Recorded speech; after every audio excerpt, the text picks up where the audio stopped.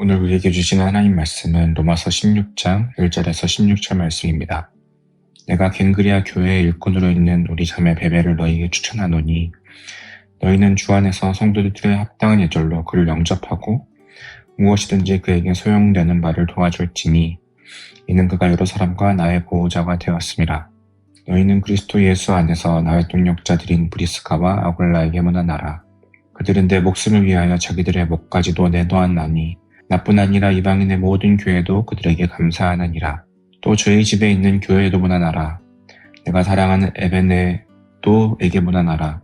그는 아시아에서 그리스도께 처음 맺은 열매니라.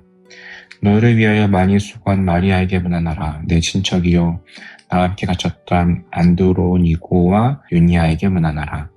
그들은 사도들에게 존중이 여겨지고 또한 나보다 먼저 그리스도 안에 있는 자라. 또 주 안에서 내 사랑하는 암블리아에게 문안하라. 그리스도 안에서 우리 동력자인 우르바누와 나의 사랑하는 수다고에게 문안하라. 그리스도 안에서 인정함을 받은 아벨레에게 문안하라. 아리스토블로의 권속에게 문안하라. 내 친척 헤로디온에게 문안하라. 나게수의 가족 중 주 안에 있는 자들에게 문안하라. 주 안에서 수고한 두르베나와 두르보사에게 문안하라. 주 안에서 많이 수고하고 사랑하는 버시에게 문안하라. 주 안에서 택하심을 입은 루퍼와 그의 어머니에게 문안하라. 그의 어머니는 곧 내 어머니니라. 아순그리도와 블레곤과 허메와 바드로바와 허마와 및 그들과 함께 있는 형제들에게 문안하라. 빌롤로고와 율리아와 또 네레오와 그의 자매와 올름바와 그들과 함께 있는 모든 성도에게 문안하라. 너희가 거룩하게 입맞춤으로 서로 문안하라. 그리스도의 모든 교회가 다 너희에게 문안하느니라. 아멘.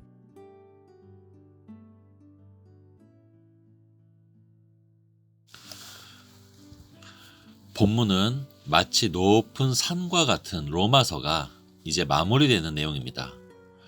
로마서는 본론도 그 복음의 내용이 압권이지만 이 마지막 부분도 참 특별합니다. 이렇게 많은 사람들의 이름이 나열되는 서신은 이 로마서가 유일합니다. 우리는 자주 이 16장을 지나가는 부록처럼 여기며 눈으로 훑어보고 지나가 버리지만 이 이름들 하나하나 안에는 두꺼운 스토리가 함축되어 있습니다. 마치 하나님께서 너희들에게 복음이 전해진 것은 이들 덕분이야. 잊으면 안 돼. 라고 하시는 것 같습니다. 각각의 자리에서 애썼던 하나님 나라의 작은 영웅들을 한번 살펴보겠습니다. 로마서 16장에 나열된 많은 이름들 가운데 가장 먼저 등장하는 사람은 베베입니다. 이 사람은 여성 직분자, 여성 사역자라고 볼 수 있죠. 바울이 고린도에서 쓴 로마서라는 편지를 직접 로마로 전달한 사람입니다. 고린도에서 로마까지는 육로로 약 2,000km에 이르는데 당시에는 경찰도 없었고 또 산적과 해적들이 도처에 널려 있었습니다. 그런데 여인 혼자서 이 편지를 품에 안고 용감히 이 배달 미션을 성공한 것입니다. 만약에 이 여인의 헌신이 실패했다면 어땠을까요? 우리에게는 로마서가 없었을 것이고 세상은 지금과 굉장히 많이 달랐을 것입니다. 아마 은혜로 구원받는다는 복음은 흐려져 있을 것이고 신자들은 영적으로 억눌린 신앙생활을 했을지 모르죠. 자유와 사랑이 아닌 율법과 제도가 교회를 더 단단히 붙들었을지도 모릅니다. 우리가 아는 종교개혁도 일어나지 않았을지 모르고 그러면 우리는 여전히 성경을 모국어로 읽지도 못하고 지금과 같은 시민의식, 인권의식 등이 자리 잡지 못했을지 모릅니다. 그러나 하나님은 이 한 여인의 순종을 통해 이 서신을 로마에 도착하게 하셨고 그 한 편지는 시대를 건너 교회를 다시 복음 위에 세우는 불씨가 되었습니다. 그 이후로부터는 이미 로마에 있는 교인들이 나오는데 각각을 언급하며 서로 문안하라고 합니다. 서로 안부를 나누고 교제를 나누고 연결되라는 것이죠. 당시의 교회는 우리처럼 한 큰 장소에 모이는 것이 아니라 일종의 가정교회들로 묶여있는 점조직과 같았을 겁니다. 그렇기 때문에 똑같이 로마 교회라 하더라도 서로 잘 모르고 또 신경을 못 쓸 수도 있는 것이죠. 그래서 바울은 각각의 이야기를 언급하며 하나로 묶어주는 것입니다. 3절 4절에 나오는 브리스가와 아굴라는 부부 사역자죠. 고린도 교회에서 바울과 함께 텐트를 만들면서 동고동락했던 바울의 가장 믿을 만한 동역자였고, 이들이 있었기 때문에 바울은 고린도에서 사명을 잘 감당할 수 있었습니다. 5절에 에베네도는 세 가족에 해당하죠. 아시아에서 처음 맺은 열매인데 지금은 아시아가 아니라 로마로 옮겨간 상태입니다. 여러분이 전도한 초신자가 이사를 가서 다른 교회로 옮겨야 할 때 마음이 어떠십니까?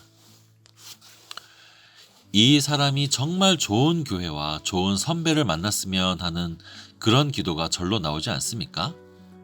바울은 로마 교회에게 사랑하는 에베네도를 연결시키고 부탁하고 있는 것입니다. 6절에는 마리아가 나오는데 너희를 위해 많이 수고했던 자라고 하는 것을 보니까 나이가 많은 여성, 즉 우리로 치면 은퇴 권사님쯤 되는 것입니다. 그분의 진한 헌신을 기억하라는 것이죠. 여러분, 후세대는 앞세대의 어깨 위에 서 있는 것과 같습니다. 우리 교회가 특별히 세대 연결을 외치고 또 서대문 시절에 대학부를 먹이던 그 여성도님들을 잊지 않기 위해서 애쓰는 것처럼 그들의 수고로 인해 너희들이 있으니 그를 잊지 말고 문안하라 라고 하는 것입니다. 7절에 아드로니고와 유니아는 바울의 친척이죠. 예수의 핍박자였던 바울에게도 자기보다 더 먼저 예수를 믿었던 친척들이 있었습니다. 그 친척이 바울과 함께 감옥까지 갇혔다고 합니다. 바울의 혈육 중에 이런 믿음에 훌륭한 사람들이 있었다는 것, 얼마나 바울에게 큰 힘이 되었을까요?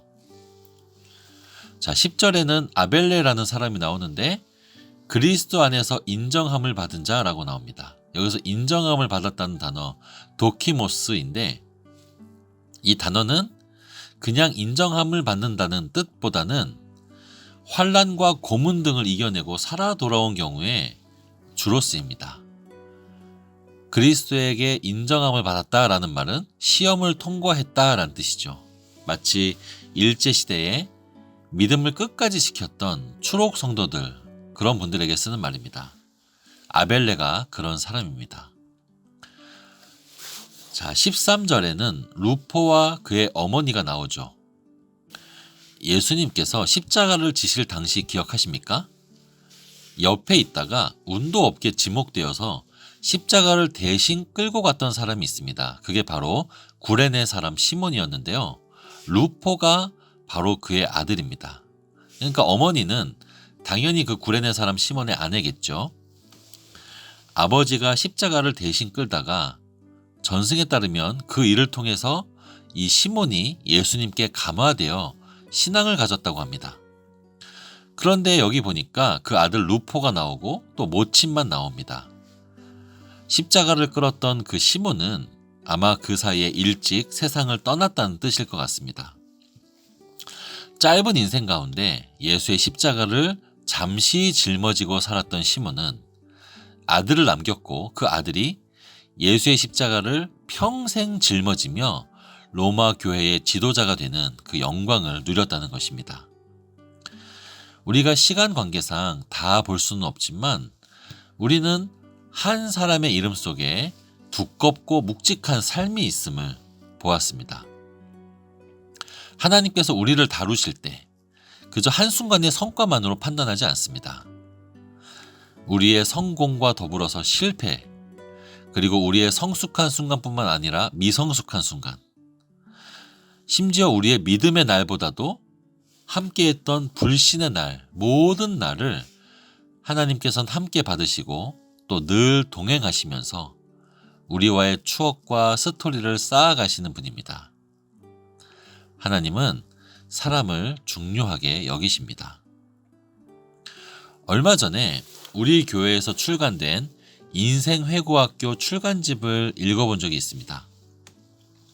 우리가 매주 보고 인사하고 지내는 장로님, 권사님들의 삶의 이야기를 들으면서 묵직한 느낌을 받았습니다.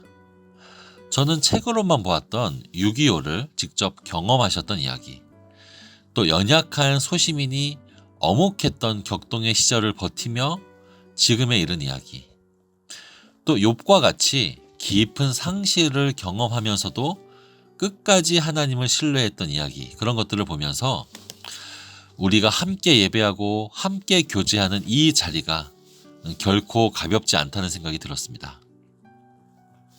여러분, 기억하시길 바랍니다. 우리가 매주 만나고 인사하는 그 교회 식구들은 지금 보이는 모습이 전부가 아닙니다. 우리가 다는 몰라도 각각에게는 하나님이 허락하신 웃음의 시간도 있었고, 또한 고난과 눈물의 밤도 있었던 사람들입니다. 그러면서도 결과적으로 끝까지 하나님의 손을 놓지 않고 걸어왔던 그 총합이 지금 우리가 옆에서 만나고 있는 서문교회 교우들인 것입니다. 때로 내 옆에 사람이 이해되지 않을 수 있습니다. 납득되지 않을 때가 있지만 가벼운 인생은 하나도 없습니다. 하나님께서 나에게 그러하셨듯이 저 사람의 손도 붙드셨고, 또 넘어질 때마다 다시 일으키셨고, 울며 걸어올 때도 놓지 않으시고 여기까지 데려오셨습니다. 그렇게 서로 다른 이야기를 살아온 우리가 지금 같은 교회에 모여서 예배하고 있다는 사실은 하나님께서 각자의 인생 속에 써오신 그 눈물의 이야기들이 이 한자리에 모였다는 뜻입니다. 그래서 바울이 이렇게 말합니다. 너희가 서로 무난하라. 서로 받아들이고 3대 삶으로, 인생 대 인생으로 교제하고 감싸 안아라 라고 합니다. 우리 모두가 이런 마음으로 서로를 봤으면 좋겠습니다. 하나님이 진하게 섞여 있는 우리의 서로의 인생을 귀하게 여기고 서로 이해하고 사랑하는 참된 문안의 공동체가 우리 서문교회 되기를 주님의 이름으로 축복합니다.